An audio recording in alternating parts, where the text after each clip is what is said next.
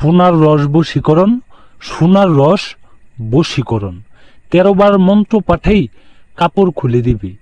13 বার মন্ত্র পাঠেই কাপড় খুলে দিবে। যে কোনো নারী আপনার রুমে আইসা পড়ব এই মন্ত্রটা 13 বার পাঠ করলেই, 13 বার সঠিক সুন্দরভাবে নিয়ম মাইনা পাঠ করলেই রুমে আইসা পড়ব। ভিডিওটা সম্পূর্ণ দেখবেন, কেউ স্কিপ করে টেনে টেনে দেখবেন না, কারণ একটা কাজ বারবার করা যায় না, একটা কাজ বারবার করা যায় না, কিন্তু একটা ভিডিও বারবার দেখা যায়। তাই আমি মনে করি আপনারা সম্পূর্ণ ভিডিও স্কিপ করে টাইনা টাইনা না দেখে সম্পূর্ণ ভিডিওটা দেখে শুধুমাত্র একবার কাজ করবেন। অনেক কবিরাজের তন্ত্র মন্ত্র দিয়ে কাজ কইরে, মন্ত্র দিয়ে কাজ কইরে, মন্ত্র পাঠ কইরে আপনার মুখে ব্যথা হয়ে গেছে। শুধুমাত্র 13 বার পাঠ করবেন, দেখবেন কতটুক পাওয়ারফুল এই মন্ত্র। আমি বেশি কথা না বলে মন্ত্রটা শোনাই দিই, মন্ত্রের নিয়ম কানুন এবং কি বিধিগুলো আপনাদের শোনাই দিই।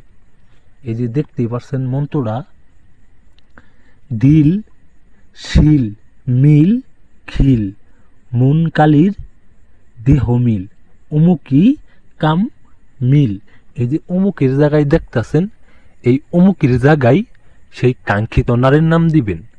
সেই কাঙ্ক্ষিত মেয়ের নামটি দিয়ে আপনি শনিবারে এবং কি বুধবারে এই মন্ত্রটা 13 বার পাঠ করবেন। শনিবার এবং কি বুধবারে এই মন্ত্রটা 13 বার পাঠ করবেন।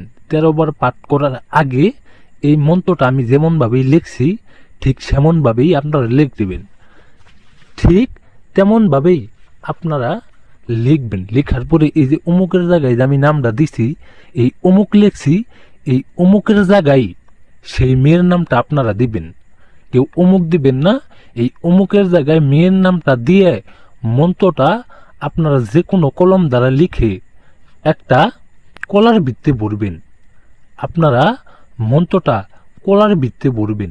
কলার ভিত্তে ভরার পরে আপনি ওই মেয়ের, যেই কাঙ্ক্ষিত মেয়েকে আপনি সোনা দিয়ে রস বের করতে চান, আপনার ঘরে আইনে তারা ঠাপাইতে চান, তারা পিছন দিয়ে ঢুকাইতে চান, তার বাড়ির আশেপাশে কোনো পুকুরে ফেলে দিবেন, কোনো পুকুরে ফেলে দিবেন।